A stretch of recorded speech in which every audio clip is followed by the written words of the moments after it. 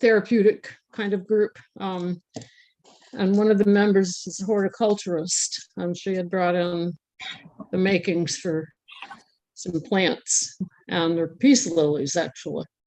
And so they made one for me and brought it up to me in my room. So I've had it, it's what, 8 years now. And a couple of times it looks as if it was totally gone and somehow revived, and it flowers a couple of times a year. So they looks like a spider plant. What is it? I can't see from here. No, it's a peace lily. Peace lily. Oh, because yeah, it's too far. Oh, now I see. Yeah. Wonderful. And then I have another plant on the other side of it. That's one of those growing forever plants. I forget what they're called. The ones that just grow and grow and grow all around your living room. If you the vines, yeah, I have those. Some kind of, is that not philodendron? What is rhoda? No, not philodendron. I forget. I don't remember. I have tons of of my neighbors gave it to me when she moved. So I've been keeping it going, clip it off every now and again and revive it. Good morning, Maria. Good morning. This is Swana. She's coming over now. Huh? This is Swana. She's coming over now. Mm-hmm.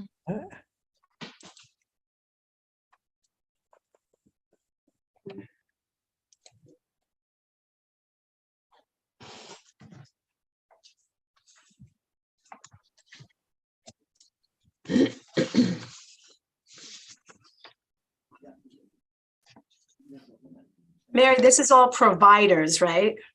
I'm sorry? This is all providers. Yes.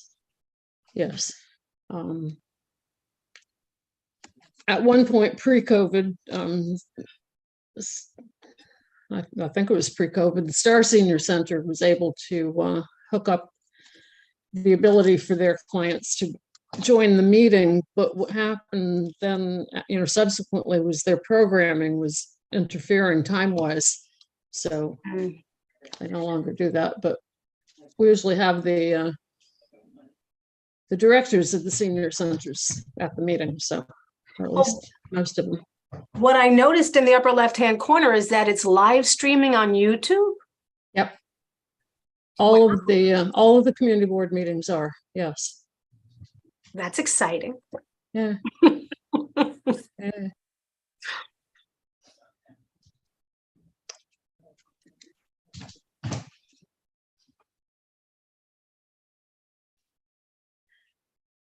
Maria, we'll talk more offline, but I just want to say to you that the information you requested from me, I don't have very much. I only have a couple of papers. Most of it I sent with the will to the brother. Oh, okay. So what you're asking for is actually in his possession. Okay. All right. Thank you. Good morning, everybody. My sister was helping me. Okay. Hi, Juana. Okay. Let me see. Do we have a long agenda today? No. Because I have to rush in a little. Well, what else is new? I know. Four things today. Yeah. Including going to the supermarket. Who has time for that, right? That's number 4. Hi, Shuli. Hi, Mary. Hi, everyone. Hi. Goodness, I have attendees. I don't even know. Okay, except for Catherine Martinez. Ebenezer, do you want to promote the other attendees? I mean, it just makes life easier in the long run for me if we promote everybody. If that's okay with you. I'd also like to make sure it's okay if I keep my fan on or if the noise is disturbing. Do you have it on? Do you have it on now? I do. I don't hear it. So, Oh, good, because it's much cooler that way. yeah, the humidity is what it's been too, you know? And then I don't know about, you know, where you're at, but my apartment gets too hot. Oh, nice too dark now. And I'm certainly not complaining about it because so many people don't have any heat, you know? Uh-huh. Good morning, everyone. Good morning. Morning.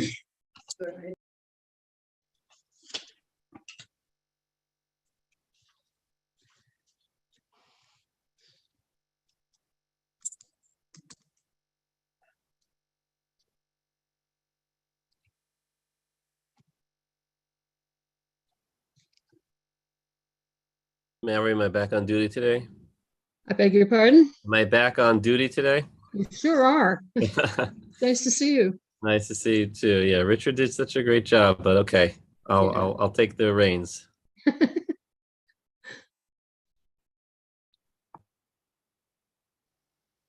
know, I always thank him so much for taking over when he has been.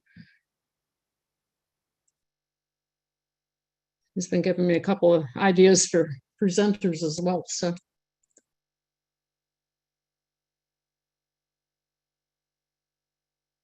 Got a couple more people on the attendee list, Ebenezer, for you.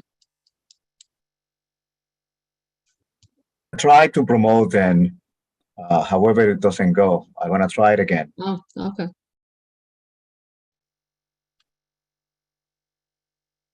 Oh, one is, okay. Okay.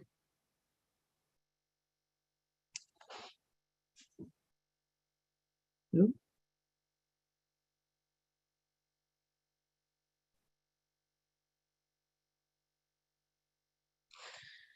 Going to wait a couple of more minutes before we start this meeting. Okay.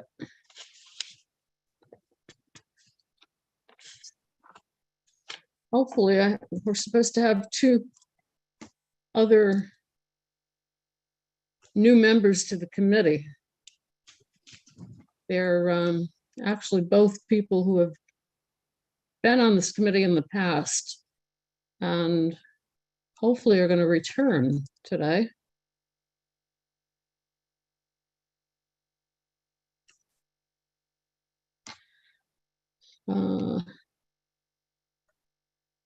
Who is MZ94? If you can unmute and tell me who you are. Oh, the neighbor. Okay.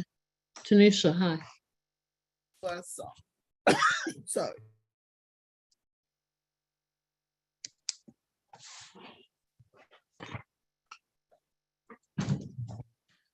Morning, this is Marie Carmel Gaston, nurse practitioner from Columbia Doctors. That's the MZ94. Oh, okay, that's you. Okay. That's my email. Got it. They call it Uni. Yeah. Okay.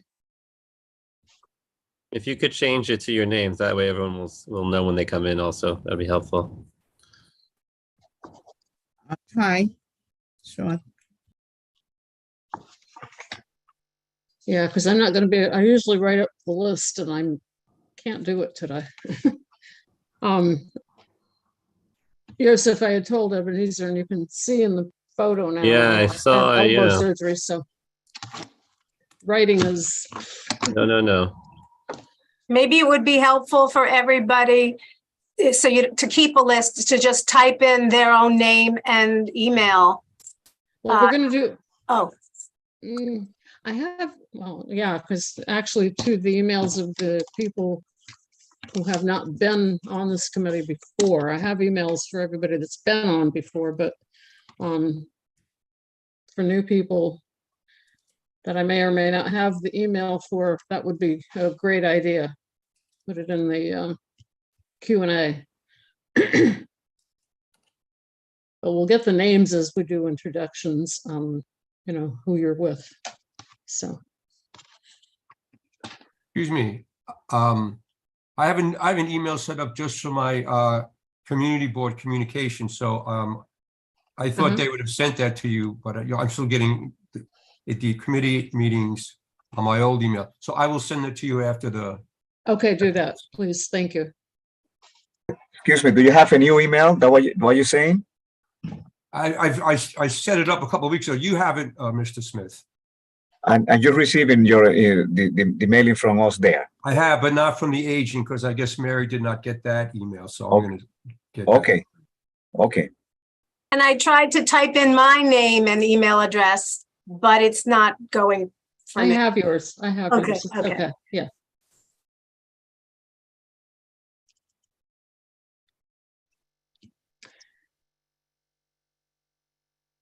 All right, we're still waiting for a few more people, but I'm, cognizant of everybody's time, and I appreciate everyone being here. So I want to call the meeting to order at 11:37 a.m. Correction, 10:37. Sorry, 10:37 a.m. I can't even read right. This right-handed stuff has got me all confused. Anyway, good morning, everybody. This is the Community Board 12 Committee for Concerns of the Aging meeting on Zoom on Thursday, October 6th, 2022. And again, thank you everyone for joining the meeting. I'd like to do introductions, and if people could say their name and from, what organization you're with. Let me start with the committee members. Yosef? Sure. Yosef Kalinsky. I'll change my name here too, just to have my first name. I'm the assistant chair. Welcome, everyone. And your other hat I is- work for Yeshiva University during my day job. Thank you. Okay, Maria.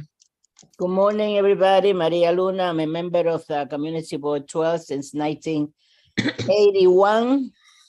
I'm also a member of the Youth and Education Committee. Other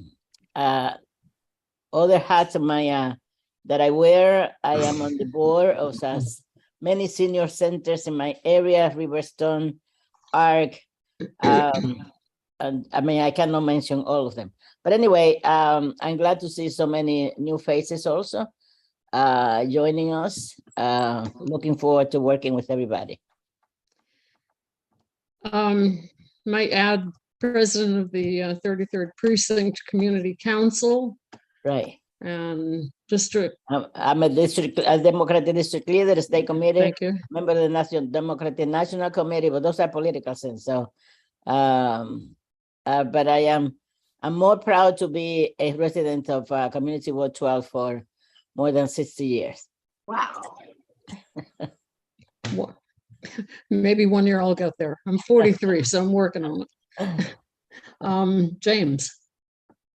Yes, hi, James Bosley. I live in Inwood, and I am also with Up Theater Company, which is a theater company we started up here about 12 years ago. And we produce new work exclusively uptown. We thought we needed some serious drama off the streets, in a theater, not on the streets. And yes, I've been involved with that company for 12 years. I knew I recognized you from somewhere else. Richard.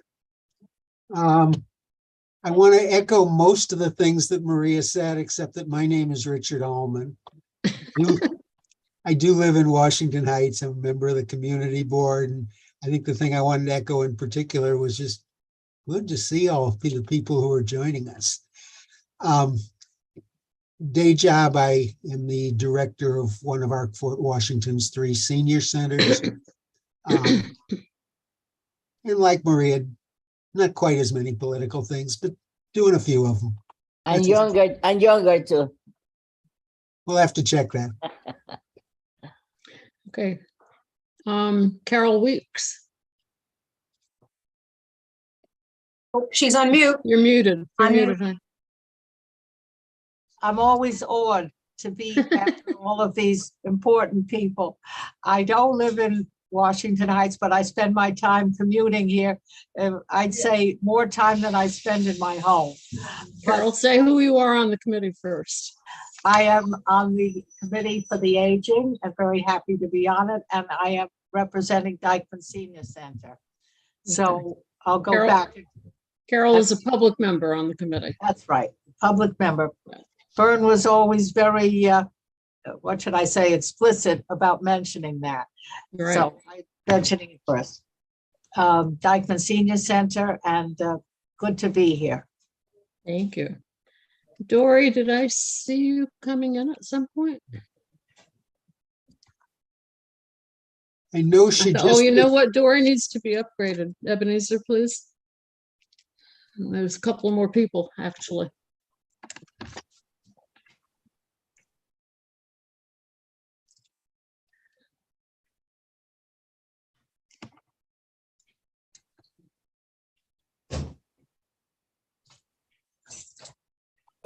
For some reason, Maggie is not promoting, and Nancy, I tried now a few times.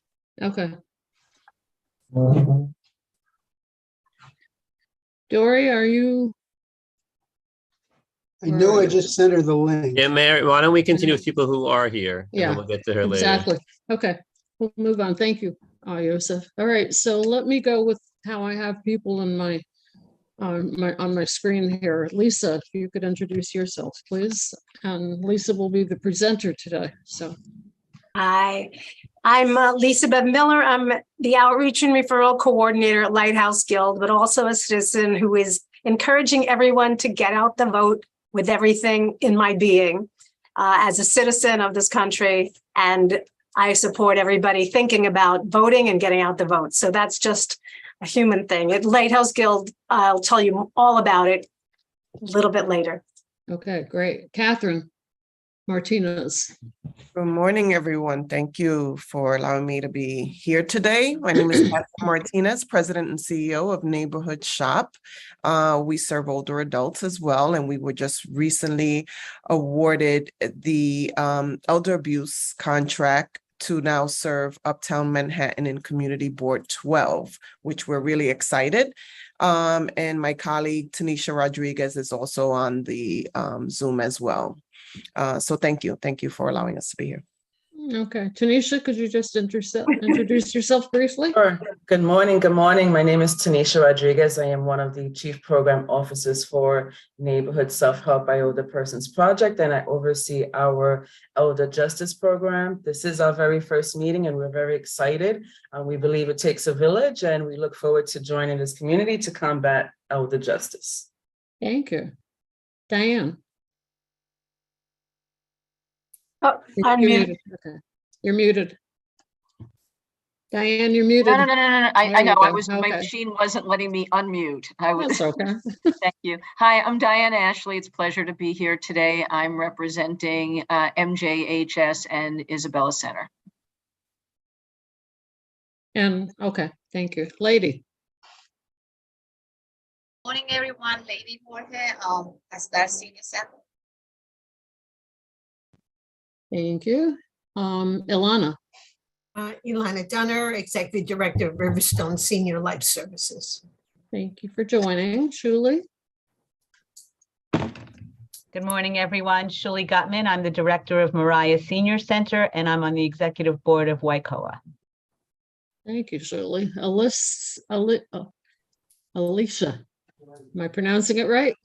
Yeah, Alicia. Okay. Thank you. Hi, I'm Alicia Bryant. I'm here from Yeshiva University, Woods-Wallace School of Social Work. We do some programming in the Washington Heights area. We actually have done some work with Richard. Hi, Richard. And I'm joined here by my colleague, Frances Montes. Okay, great. So Ms. Montes, you want to introduce yourself, please? Sure. Good morning, everyone. Pleasure to be here. Frances Montes. I am a social work intern at Care Cafe, and also during the day I work at Woods-Wallace School of Social Work. Thank you. Nancy? Good morning. Good It's morning. a pleasure to be here. Please excuse my camera. I'm not I'm not able to connect with my camera. It's very blurry, but I appreciate the invitation and allowing me to take notes and seeing what's needed in the community so we can collaborate together. Thank you. Thank you. Dory, let me. Hi, everyone. Good morning. Dory Garcia, Executive Director of Arc 16 for Washington, Inc. Also a public member of this community and treasurer of Waikoa. Public member of this committee, right? Yes. Yeah, thank you. Marie. Good morning, Marie Garson, nurse practitioner for the Columbia Doctors House Call. I've been part of this community for 30 something years, working in Washington Heights, and recently got an apartment on West 158. So now I'm physically in Washington Heights. All right. Happy to be here. Thank you, Marie. Liliette. Good morning, everyone. I'm Lily Lopez, Night Connects, Center Independence for the Disabled of New York. Thank you for being here. Juanit. Good morning. My name is Juani Rodriguez. I am representing the East Harlem Health Action Center located on 115. Wow, thank you for coming. No really problem. Appreciate the diversity we have here and the new people that have joined this meeting, and I hope to see you frequently. This is great. Okay. So we're going to move right to the presentation. And if people who are not speaking, I see most of you have muted yourself, but if you can mute yourself during the presentation, and we'll have Q&A at the end of the presentation. Unless there's really an urgent need to ask something throughout, please wait until it's finished. Thank you very much. So Lisa, take it away. Okay, so I'm going to share my screen and introduce myself. I'm going to speak a little bit about aging and vision. There'll be a presentation about some of the common conditions, eye conditions, and how to live better with low vision. And there'll be some explanation of services. I'm going to keep it as short as I can, but I just want to get through some interesting highlights. It hopefully will be informative and, you'll enjoy it. Okay, so here we go. Let's see. We'll move forward. Which is the button? Oh, there we go. Okay, so Lighthouse Guild is one of the leading organizations serving people with vision impairment and blindness. We are dedicated to providing exceptional services that inspire people who are visually impaired to attain their goals. Every day I get to speak to people that call in and have one-on-one contact with people to hear what they're needing right away. And it is inspiring just to speak to how many people who are reaching out for help and then actually getting it. It's very warming and exciting. Lighthouse Guild's resources include vision and healthcare services. I'll be more specific in a little. Direct and telehealth services in all 5 boroughs of New York City, as well as Albany, Buffalo, and Niagara Falls, where we have our adult day healthcare programs. We have support services for all and training programs for professionals and caregivers, especially online. So vision and aging. The first thing is there are normal changes as adults age. People maybe have noticed it within themselves, such as difficulty reading mail, newspapers and signs, need for more light, problems with glare. And these changes may indicate more serious problems or they may not. We really don't know until we check with an eye doctor. And it's really important to know that you cannot always know what's going on in your eyes. Only an eye doctor can tell, and an annual eye exam really makes the difference. So some of the things that can be diagnosed, and of course, as with everything, it's better if you diagnose it early so you can treat it as much as possible. First, common eye condition, age-related macular degeneration. It's the leading cause of vision loss among Americans 65 and older. There's both dry and wet, and they're still working on trying to find treatments for both. They do have some treatments for wet, and I've seen some ads on TV about new medication for dry. So I'm looking forward to learning more about that.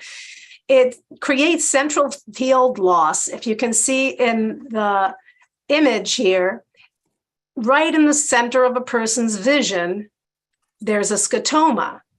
And that is very typical for macular degeneration because the main use is that it creates central vision is the macula. This occurs gradually, often diagnosed once the vision becomes blurry and people have difficulty seeing fine detail. Glaucoma is another leading cause of blindness, especially among African Americans and Hispanics. 90% of glaucoma-related blindness is preventable. However, 10% will lose vision regardless of treatment. And I always like to let people know from my anecdotal experience, my mother has glaucoma. She started with her eye drops, took them religiously, and hasn't had any loss of vision. So that's just one person I know, but from all the people I speak to, taking eye drops regularly, consistently, religiously, makes a big difference. Also, the kind of impairment that happens is the peripheral vision, the side vision. If you can see, my cursor is outlining where the darkness is. Oops, go back. The darkness is on the peripheral vision. That's usually what is reduced, and it can affect someone's safety when they get around. There are no early symptoms. Often it's diagnosed when damage is severe and irreversible. And there's a decreased perception of contrast. Another issue with loss of peripheral vision, just to mention, is sometimes that increases falls because people don't see things that they're normally seeing to keep themselves safe as they move through the street. Cataracts. Over half of all Americans will develop cataracts by age 80. Causes the eye's lens to become cloudy or discolored. As you can see in the image, the coloring is a little different, but it's mostly blurry, cloudy, blurred vision, glare sensitivity, or reduced contrast sensitivity. This may impact safety and mobility, getting around, and also in reading. Most can be surgically removed. There have been all kinds of statistics of saying 95% it's safe, but I speak to all the people that it didn't work. And that happens too. So it's really very important to have a close conversation with one's provider, one's eye doctor, and really determine. But I've also seen people say their vision has never been better since their cataract surgery. And that can also be remarkable. Diabetic retinopathy. It's a leading cause of blindness for people ages 20 to 74. It's a complication of type 1 and type 2 diabetes, causes multiple vision impairments. And it may impact someone's ability to recognize faces, seeing text, and managing medication. Those are just functional difficulties. And if you look in the image, you can see there's intermittent scotomas, black spots within the field of vision. And it can be very disturbing, and it can just worsen also. So anyone with low vision difficulties may have difficulty recognizing a familiar face, reading print, perceiving contrast, seeing obstacles such as curbs and steps, and losing peripheral vision. You can see the images here with the macular hole in the center that we talked about. You can see the stairs over here. You can't even perceive the contrast. That's why the stairs become more difficult, because you can't see where the stair ends and begins. And then this loss of peripheral vision when people are looking around and really their field of vision narrows. Vision loss, low vision defined is vision loss that cannot be corrected to normal with medication, surgery, or with conventional eyeglasses or contact lenses. Low vision is a functional loss. Even people who are legally blind can have some low vision. Low vision is usable vision with the potential for rehabilitation or augmenting the functioning of that small amount of usable vision. Vision rehabilitation is provided by a multidisciplinary team of professionals, enabling people of all ages to make the best use of whatever remaining vision they have. We introduce skills, strategies, and technology to maximize their functioning in the ways that they want to function in life. Often that's reading, even such things as crocheting, reading their pill bottles, and many other things, getting around safely. And rehabilitation aims to customize the supports for meeting the individual needs of the person. Some of the rehabilitation happens at home, where people are given safety tips and appliance helpers in the kitchen, but also in the community, where people learn to use orientation and mobility training, a white sight cane, how to get around safely, and that's in the community. Services here include low vision evaluation and devices, which can make a huge difference, because people, and the main thing I encounter with people, they say, oh, I don't need another eye doctor. It's really interesting because it's a different kind of specialty than anyone's medical treatment eye doctor. It's not the ophthalmologist that's going to treat your medical condition. For low vision, it's a completely different kind of evaluation that's completely focused on vision function. So it's different. And people come for a low vision exam so they can get special glasses, a magnifier, and special devices that may enlarge the text to 10 times the size and do other things. There's rehabilitation for daily activities so people can learn the basic things they need to do what they want to do. There's behavioral health services and social supports, which I'll tell you about in a little bit. Here it is, the overview of Lighthouse Guild programs and services. The low vision rehab services enable people of all ages from very young to make the best use of their remaining vision, to help people adjust to low vision or blindness, to introduce skills, strategies, and technology to maximize their vision function and independence. These are customized, as mentioned, for individual needs at home and in the community, and usually the first step of entry is vision rehab at a low vision exam. That is what I spend much time doing, connecting people just to the first step of a low vision eval. You can see on the right, there's a chart there that the doctor is pointing to. That is actually the chart for the contrast sensitivity assessment, which is the distinguishing fact, the distinguishing assessment for low vision exams, that special low vision optometrists that are trained, that's the additional assessment that they do. So a low vision evaluation focuses on visual function, the patient's goals and abilities in daily activities. So patient goals can be, I want to be able to read. Patient goals can be, I want to be able to crochet. It's my favorite thing to do. All of that gets taken into the mix and assessed. A variety of low vision charts and tests can be used to measure visual acuity. That means the sharpness of vision. Visual field, that means the breadth of what you see, peripheral vision, scotomas in the middle of the visual field, and also contrast sensitivity, which has to do with being able to perceive the difference between light gray and dark gray, such as when you're looking at stairs and you want to step on the right stair spot.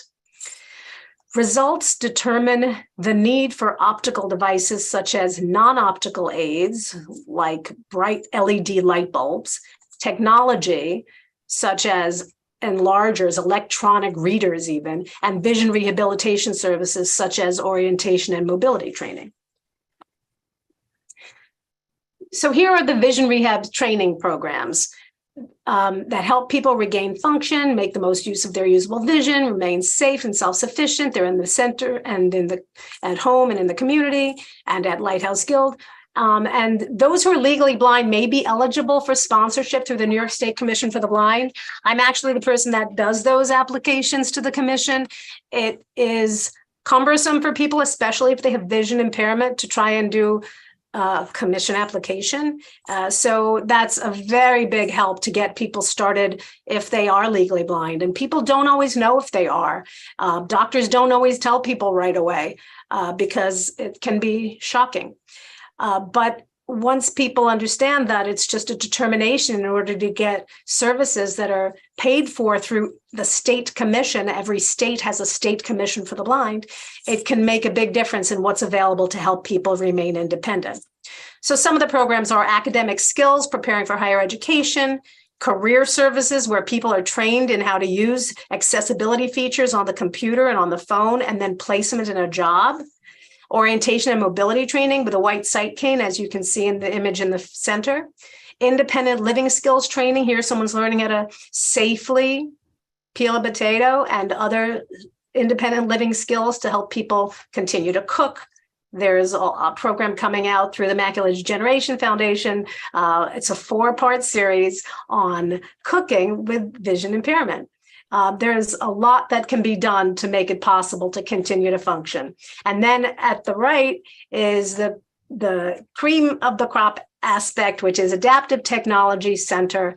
And it's really an amazing resource that was launched March 2022 and has allowed people to try different devices that show them what's possible for their vision. Electronic readers, especially the OrCam that sees for people that have no vision. There's a lot to find out about. We have health center services for optometry and eye exams, behavioral health, which I'll talk more about, occupational therapy. The occupational therapists provide the evaluation for the vision technology so people can actually try the devices, and that allows them to act as like a gatekeeper so people don't buy expensive equipment that doesn't help them, so that they really get to try it and see if that would really make sense for the needs that they have. There's also diabetes care, endocrinology, podiatry, primary care, and the Adult Day Health Care Center called Guild Care. And as it says at the bottom, Lighthouse Guild's a Medicare and Medicaid provider and accepts really most insurance plans. And, generally, people can get covered. Behavioral health. We have in-person and telemental health services by phone or Zoom. And the clinicians have expertise in caring for people with vision loss, traumatic brain injury, diabetes, and other chronic medical condition. Of course, the usual services for a clinic. We have individual, couples, and family therapy, psychiatric evaluation, psychopharmacology, and medication management. There are groups that meet. There's crisis intervention, social services, and an array of telesupport groups for adults with vision loss that really give people a sense that they're not alone in going through this, that there are other people experiencing this loss, and it's a place where resources are shared and people network and get a sense of support for the changes that they can adjust to, adapt to, and start learning how to help themselves from. This is one of our signature programs, Guild Care Adult Day Health Care Program. We have programs in New York City, Albany, Buffalo, and Niagara Falls. And they're for people 18 and older with chronic medical condition. They don't even have to have a vision impairment, though 75% of the people in our programs do have some vision impairment. But it's for anybody with chronic medical condition that would benefit from nursing support on staff to monitor, such as diabetes, high blood pressure, and array of other chronic medical conditions. And the main role of an adult day healthcare program, for those that aren't sure, is that it offers an alternative to nursing homes. And the aim is to keep people out of nursing homes by providing enough support in the community to have the least restrictive environment and allow them to be in groups 1 to 5 days a week. Programs for all ages. You can see these adorable children on the right playing. There's the National Telesupport Network for parents, teens, young adults, and adults. There are youth and teen programs, and there's scholarship program for college-bound and graduate students. Here is the newly created Lighthouse Guild Technology Center, which is really a source of a lot of interaction and hope for people, bringing together developers, scientists, entrepreneurs, and users of vision technology, coming into this beautiful space to try different equipment and see if it helps them. There are technology assessments by occupational therapists, which I mentioned, computer and vocational skills training, accessibility functions on tablets and smartphones, vision technology education and training, smart home innovation so people can say, Alexa, turn on the microwave. Hope I didn't start anybody's devices by saying that. And pilot and beta testing for new technology.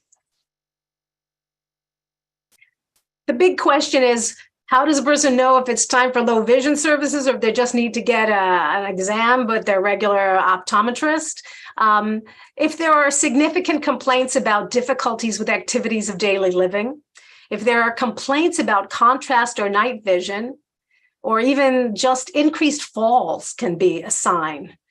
Feelings of anxiety, depression, or hopelessness because of not being able to see things in general, legal blindness that any professional eye doctor has determined, or anyone who has not had a physical or eye exam in the past year, an optometrist acts as a primary care physician for the eyes. So if that's a possibility, getting someone to come in for a low vision eye exam, and because they haven't been able to get to a doctor, you can start there too, because a lot of illnesses are detectable through eye exams, illnesses through other parts of the body as well.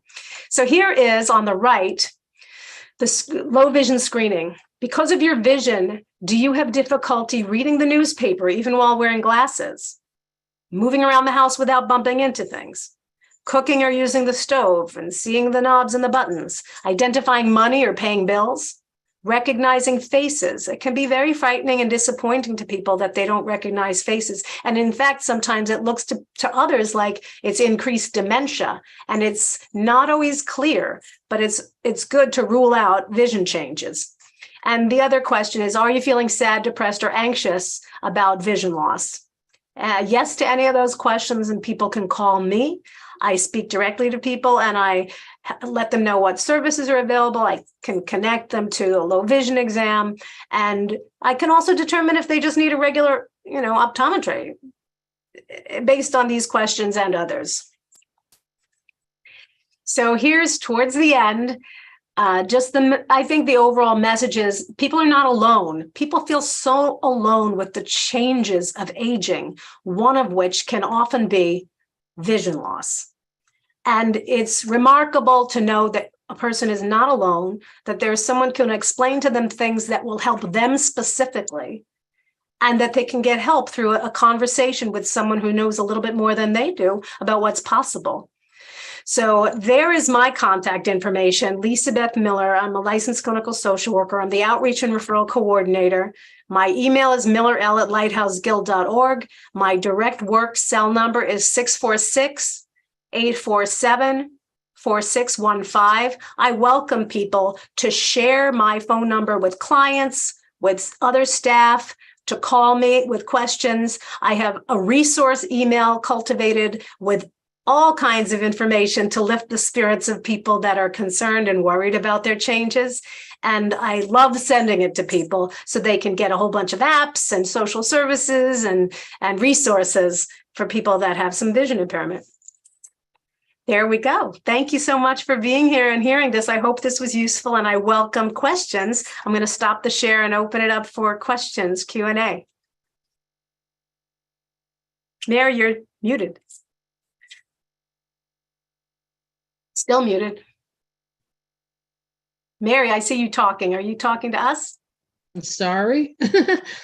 I'm saying thank you, Lisa, for that very informative and thorough presentation. I really enjoyed that, all of this information. It's a lot of information, and obviously a lot of questions. Now, the one thing I want to ask you about is Maggie Walters is also connected with you, and she is on the attendee list, and Ebenezer has been unable to promote her. So I'm hoping that she's able to hear what's going on. I don't know why that, it's been impossible for him to promote her, but I hope that she's able to, be at least hearing.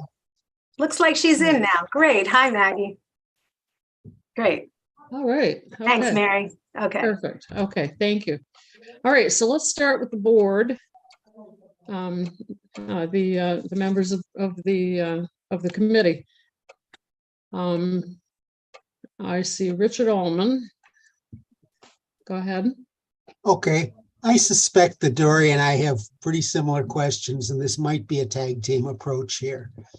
But it's just, thank you, thank you, thank you, an excellent presentation.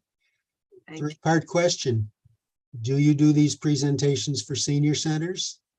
Yes, mostly virtual now, but yes, we do. Sometimes if it's close by, because, of course, we have limited ability to send people out far and wide, but virtual we're welcoming that. Okay, if yes, do you connect people to screenings and care? Here at Lighthouse Guild, you mean? Yeah, or yes. through your presentation.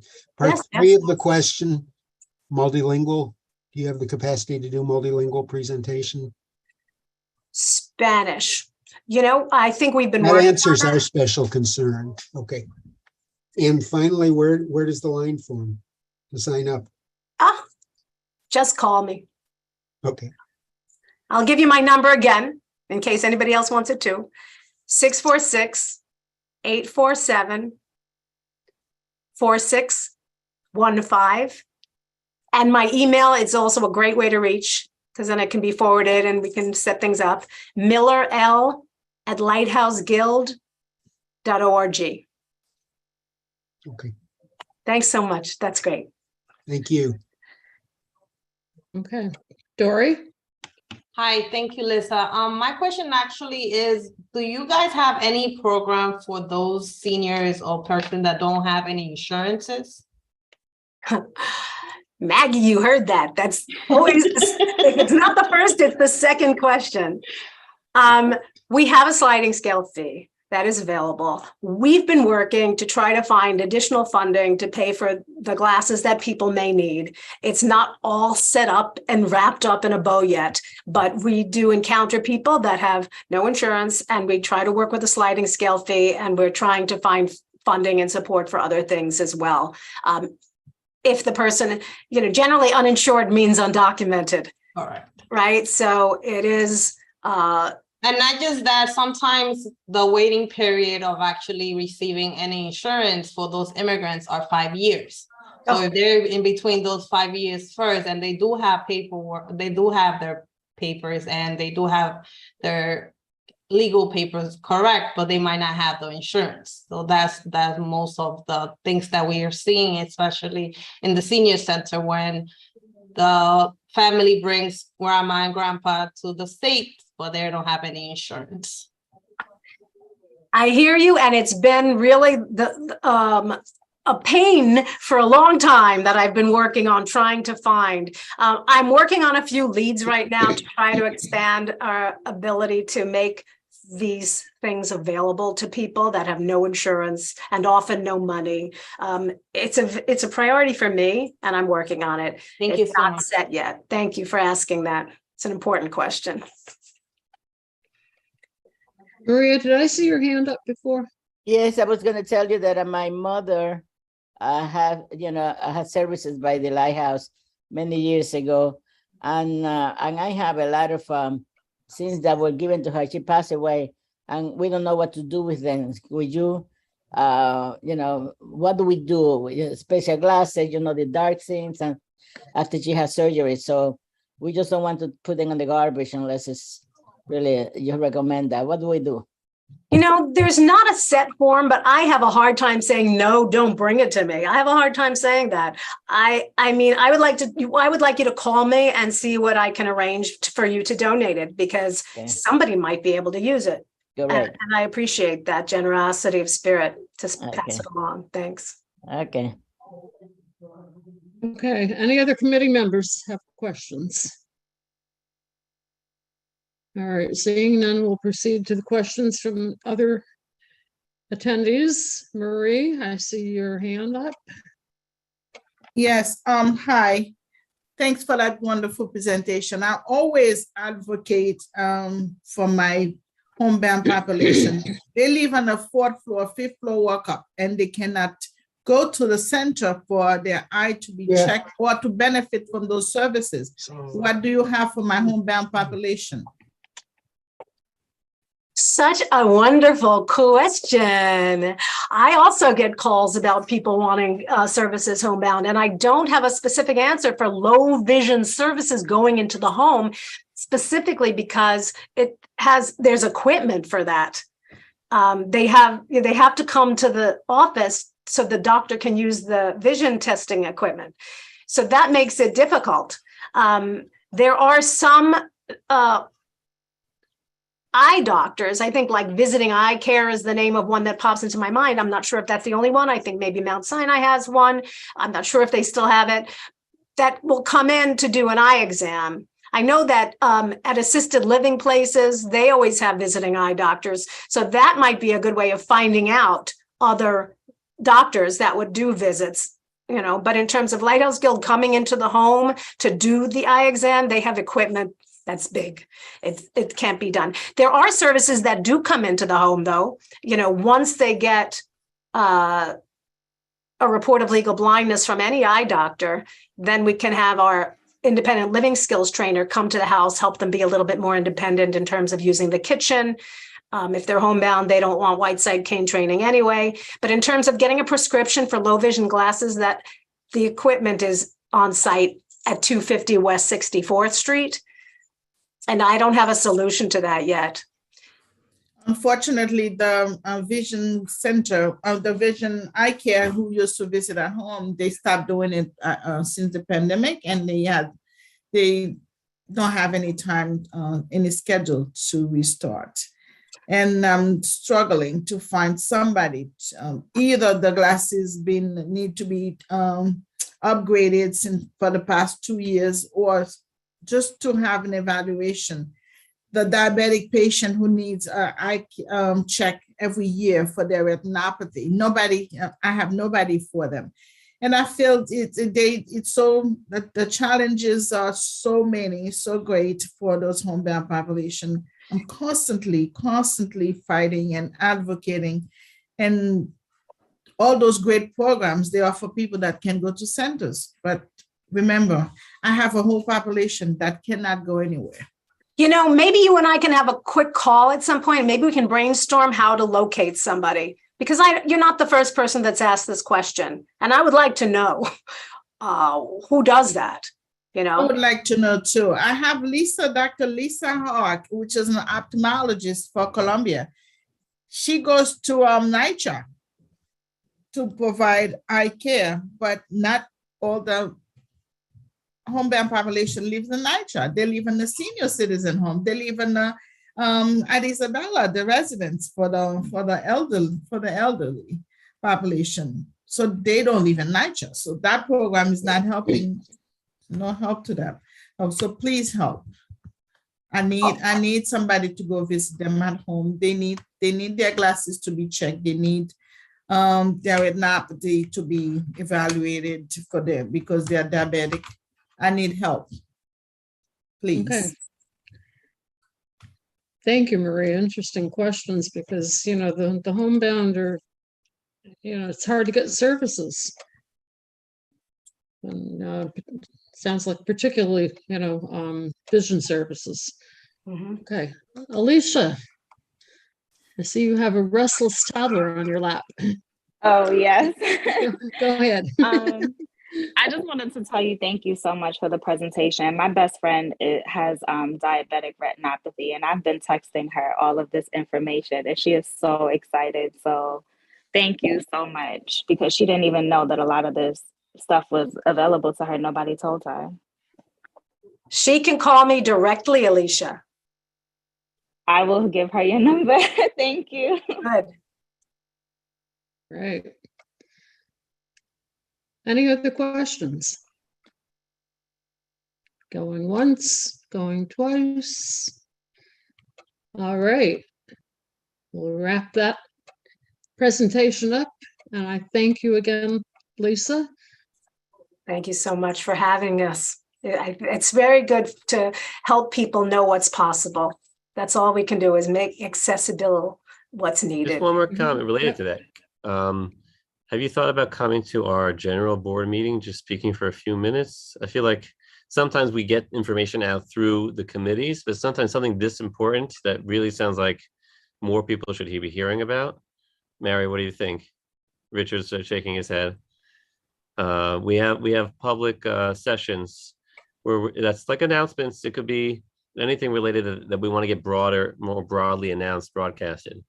So maybe you could be in touch with Mary in terms of trying to get you in for like the 3-minute slot at our next general meeting.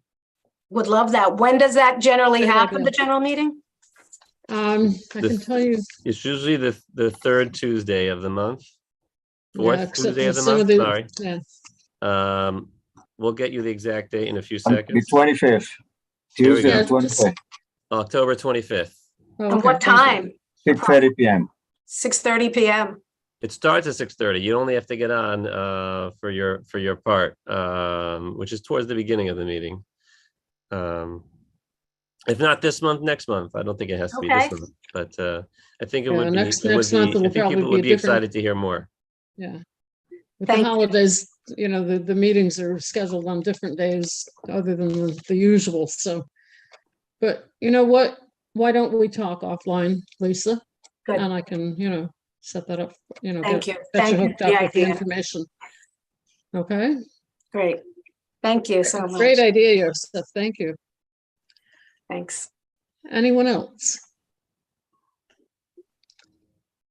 Okay, and I think, James, that speaks to some of your concerns too, about how we get information out further than our committee. All right. All right, so let me move the agenda. Bye for now. Thank you. Okay, and I think, everyone is everyone is invited to continue on the meeting, even though our presentation is over. Okay. If you Great. want to stay, please do. Great, will do. If you don't want to stay, maybe I can convince you to stay on. I'll stay. Our next subject on the agenda is just reviewing our committee budget for the capital and expense budget that will be going to the full board in a budget meeting, which is next Tuesday, I think.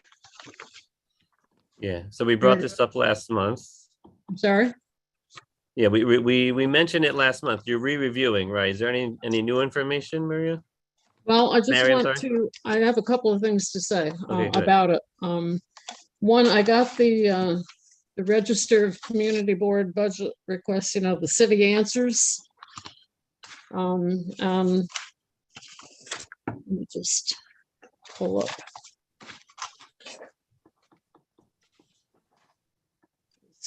Pages and pages of the agency contacts before the answers come up, but I just wanted to give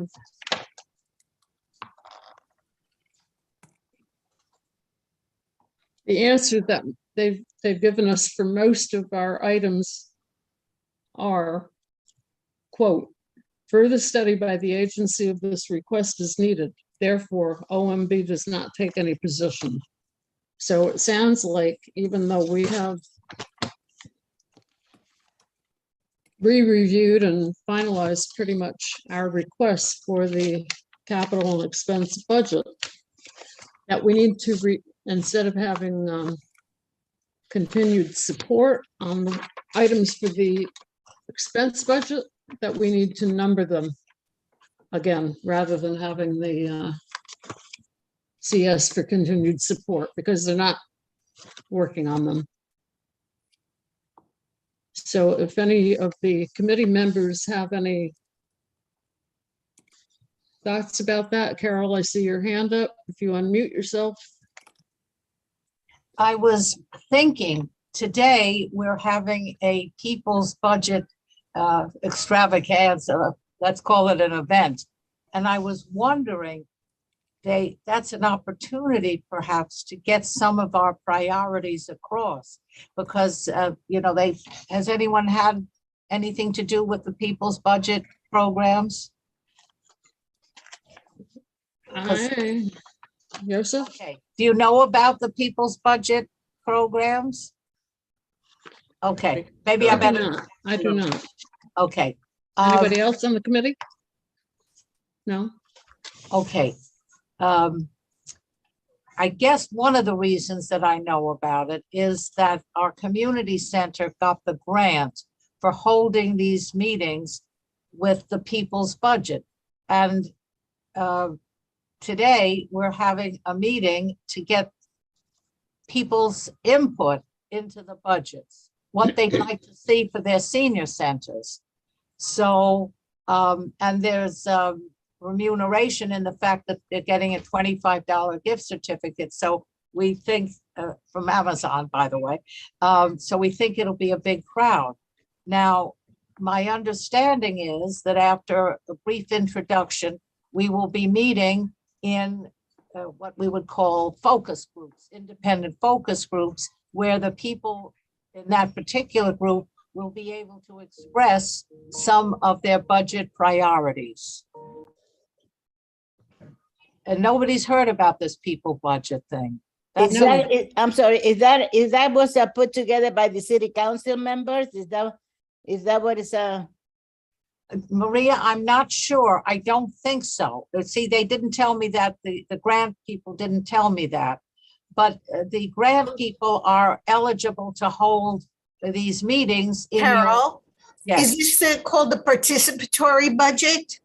It's also called the participatory budget. They advertise it as the people's budget. Maybe Well, that's I have a very cynical attitude about it, but I definitely go for it. We won $225,000 maybe 6 years ago from that and have not seen a penny of it, and nobody knows where that money is. Just saying. I'm sorry. Wow. Yes. Wow. Yeah, but that's completely different from the community board requests to the city. Okay, I was just wondering if participatory budget. I was a part of that for a few years. Okay. Back when. I was just wondering if any of the community board's priorities could be mentioned as priorities when we have the meeting to be helpful. I don't know. If that's Oh, you could. I mean, the wrong tree.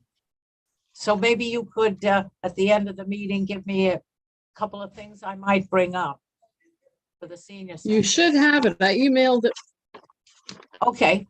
I emailed it in time for last month's meeting so that everybody would have a copy. So there's Okay, so we'll have it on that.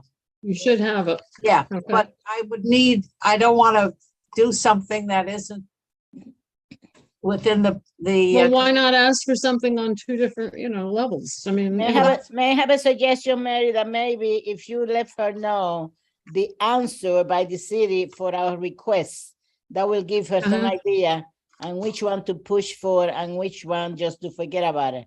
Well, what I read to you, that's their answer for all of our requests. All right.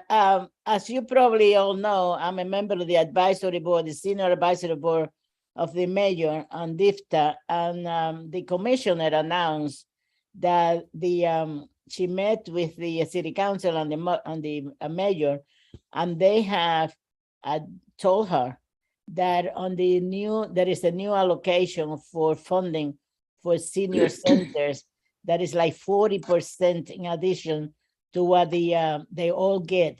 So I don't understand why they will just tell us that there was no way to help us out and take care of that request. So I mean, this is just it sounds like one of those movies that is you don't know if it's a comedy or it's a tragedy. I hear you. And I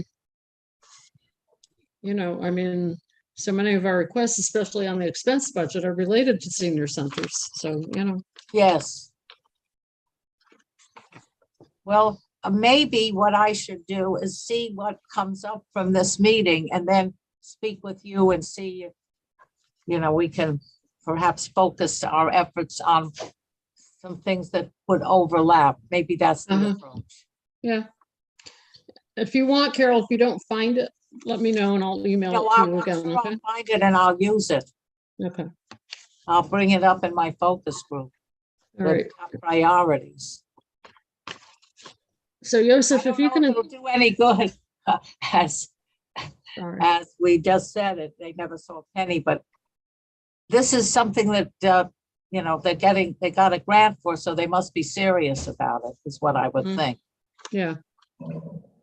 So Joseph, if you could just do that expense budget and capital budget with with using the numbers instead of CS on the items for the expense budget. So it'd be 1, 2, 3, 4, 5 in the order that they are in. I would appreciate that. Another suggestion, if I may, if we are Hold on, going to hold do on. that, I want to make sure Joseph is hearing me. if Joseph is listening, maybe. Okay, go ahead. Instead of resubmitting the same the same wording, we should probably play around with the wording instead of, you know, so they know that it's not continuing the same exact thing. So maybe we Right, should well. just do that, and we have to play their game. That's excellent. I'm just being cynic. No, I did. Maybe we can make it sound a little more, I don't know what, but yeah, a little Yeah. more whatever. Right. Attractive. Attractive. I was going to say sexy, but that's the wrong word. No, not necessarily in the Feeling morning. attractive, Not necessarily in whatever. the morning. Yeah. Okay, Thank let you. me, All suggestions. all right, thank you. Let me move the agenda to announcements. Just for everyone's knowledge, because I keep getting a question from usually at least one person each at the, you know, when I send out the agenda, wondering when the meetings are going to be hybrid or in person, and who knows? The mayor actually extended the ability to continue with virtual meetings until at least October 22nd. So on that day, we will hear. And I'll mention what I or the day mentioned before. we'll hear something, whether we Yeah, I'll are. mention what I've mentioned before in these meetings, and Ebenezer's on. I don't know if there's anything to do. I think you see from this morning's meeting as another example of how so much more work can get done when we remain virtual, especially for this group. Right. I don't know if the mayor's going to allow exceptions for certain committees to say, you know what, this just works better. Ebenezer, do you have any word on that? Or once we have to go in person, we got to go in person. Again, we can go in person, which might mean, Mary, that the two of us are in the board office and we're piping in a virtual Zoom to everyone who's out. Right. I think that's permitted, right? It's about the board members being in the room. Yes, that's not what the everyone hybrid else. meeting is about. Yeah. So at the very least, we're going to have to do that. Yes, we don't have any final information. The option of hybrid meeting is still on, and the requirement is that quorum be meet in person. Right. So my question was, yes, is there any exception to that? Meaning, do we have to be not to the best of my knowledge? Right. Not to the best of my knowledge. Right. I know that many community board chairs.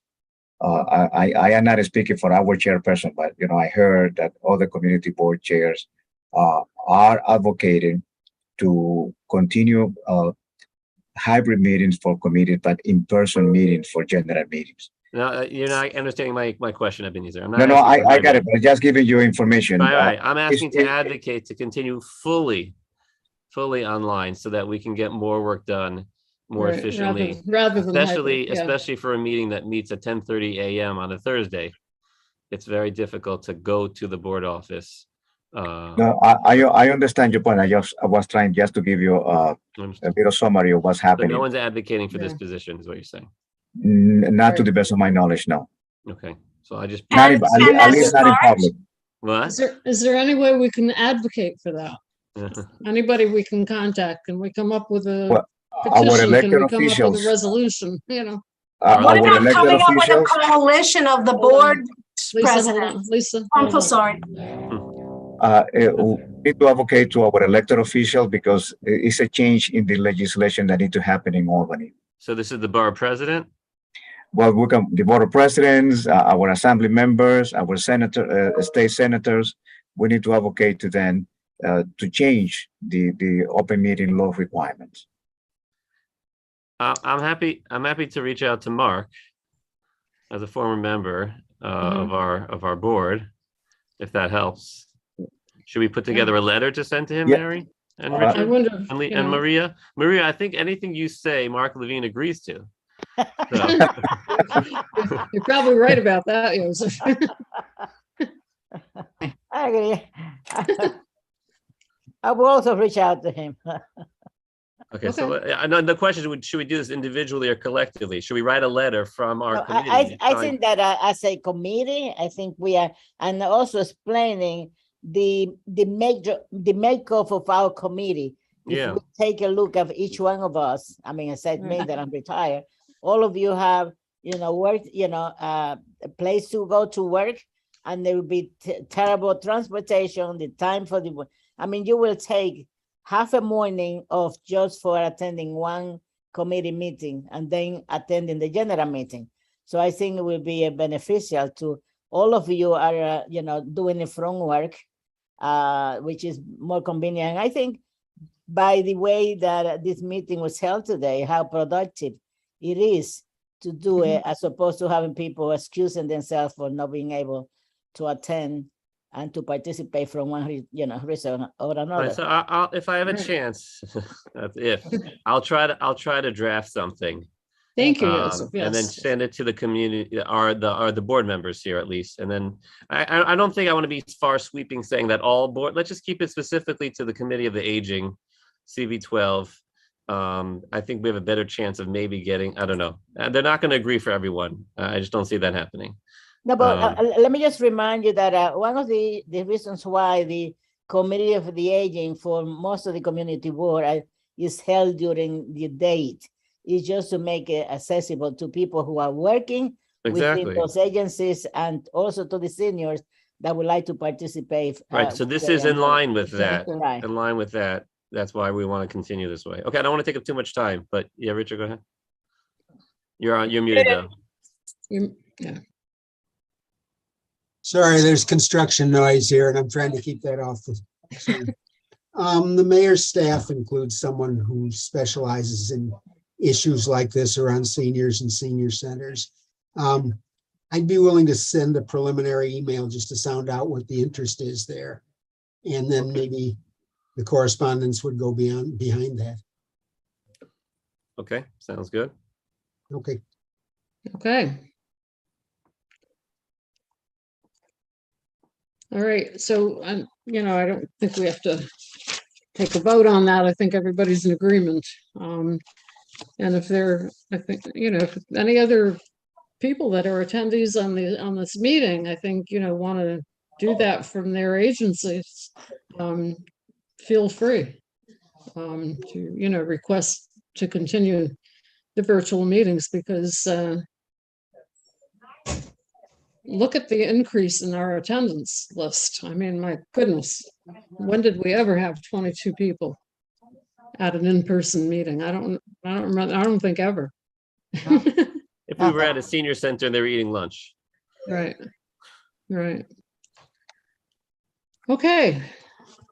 Other announcements. I have a couple of things. Number one is next Friday, October 14th.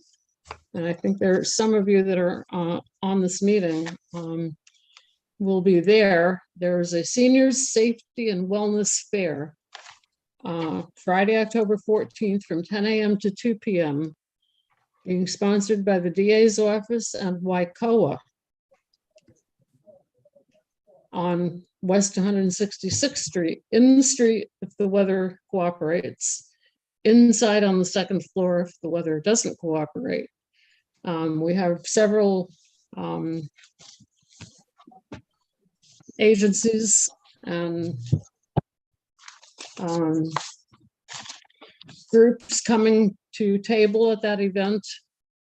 We're going to have a DJ playing nice music throughout the event.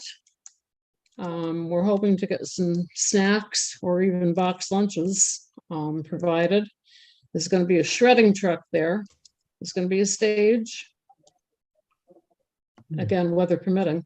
Health screenings, community resources, presentations by a yoga instructor, and we're also hoping to have a demo from the new, fairly new exercise group that's happening at the Armory. Seniors Aim High at the Armory, as it's called. We meet weekly on Tuesdays, so that's the second announcement, that I wanted to share. We're hoping that the senior centers will bring their people. Dory, we've asked that other centers, if you need transportation, contact you. I'll put the information for transportation in the chat so they can call directly the transportation department. Okay. Thank you. What else? Maria, you have your hand up. Yes, I have a question about the Armory program. Does that have to be referred by a doctor, or No. just any senior No. center can refer? Just show up. Okay, okay. And Second, I would you're like to not committed to go every week. It's every Tuesday from 10 to 11:30. It's free. Okay. There's incentives to go. Each week they're giving away like 5 pairs of sneakers. Do we have a wheel, like the Wheel of Fortune? And everybody that has joined this group, their name is on that wheel, and they spin it. 5 people each week have been winning a pair of sneakers. if you allow me, I have an announcement. I'm sorry? I have an announcement, if you allow me to do it now. Okay. Were there any other questions about these 2 announcements that I have? Okay, go ahead, Maria. Okay, thank you. I would like to invite all the members, everyone that is here, connected to seniors issues, that on October 18, we are going to have a celebration of life for Norma De Candido. Norma De Candido was an active member of our community. She was the executive director of Seniors Helping Seniors. She was also executive director of Lincoln Center Senior Center on 65th Street. She was also a director of a senior center on 116th Street in El Barrio. She was the dean of Bottom Manhattan Community College. She was very much active in the community, in our community board and our police council. Also, she was a member of the hospital, the ACNCs, when they started the ambulatory care system on Presbyterian Hospital. She passed away on May 29th, and the event is going to be held. It's a gathering, what they call a celebration of life. It's not a religious event, but we like to get together and speak on the impact of Norma in Washington Heights and the entire city of New York. She was very much involved also in the Italian American communities. It's going to be held at the United Palace, Broadway and 175th Street from 5:30 to 8 p.m. All are invited to attend. Let me know so I have to keep a account of how many people, just for security, and we'll ask people to wear a mask. So anyway, everyone is invited to this event.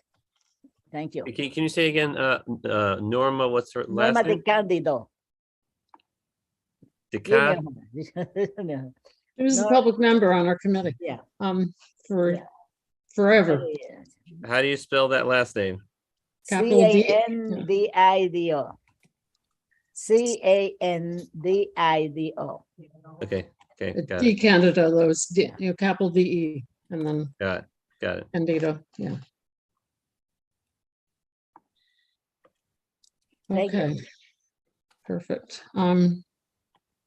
Richard, did you take your hand down? Okay. Lady, Mary, do you have a flyer so we can promote the event on I'm sorry. Friday the 14th? Do you have a flyer that you can share? Yes, I do. I will send it out. I wasn't sure if Jocelyn had sent it out from the DA's office. I will send it out to the centers.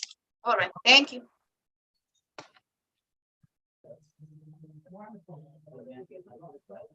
Okay, anyone else? Yes, Mary, me.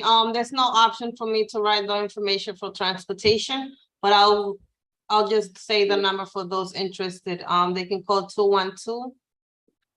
212-568-5030 or 929-431-5128 and ask for Marlene, and she will coordinate transportation for those that need it.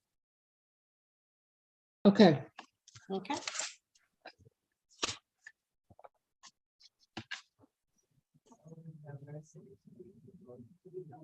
Anything else? Our next meeting will be on November 3rd at 10:30 a.m. And I hope to see all of you back with us again. And Ebenezer, maybe you can check on our additional committee members that weren't at this meeting. I'm getting confused about who was and who isn't a new committee member. Because according to the latest list, I have Cindy Matos and Marion James. So,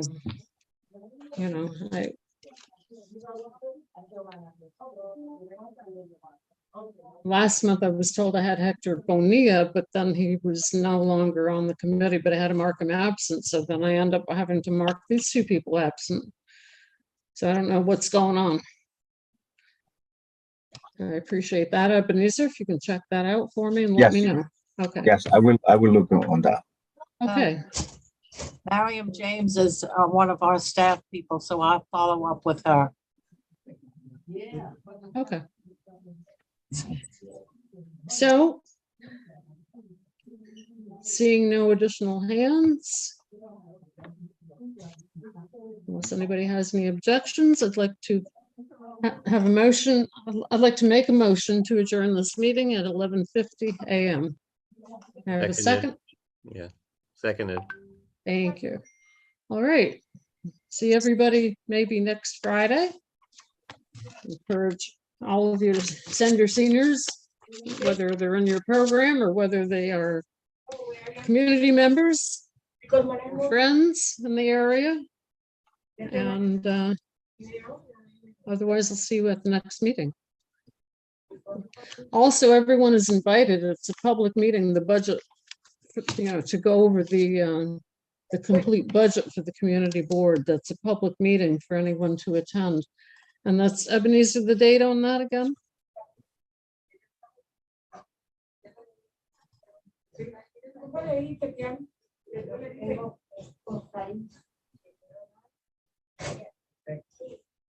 Sorry, I have a glare that I don't see the screen.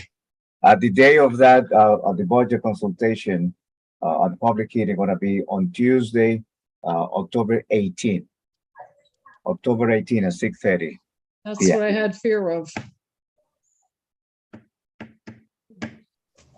Maria? I hope to see you soon, and I'll try to be on the October 18th. Oh my God. But anyway, hope to see you at Norma's event also. I didn't send to many people because I didn't have their email addresses. To those that I have, I did, and I apologize for not trying to get those on time. But you are all invited. October 18th at the United Palace. What I'm saying is it's conflicting with the budget hearing. I have refreshments.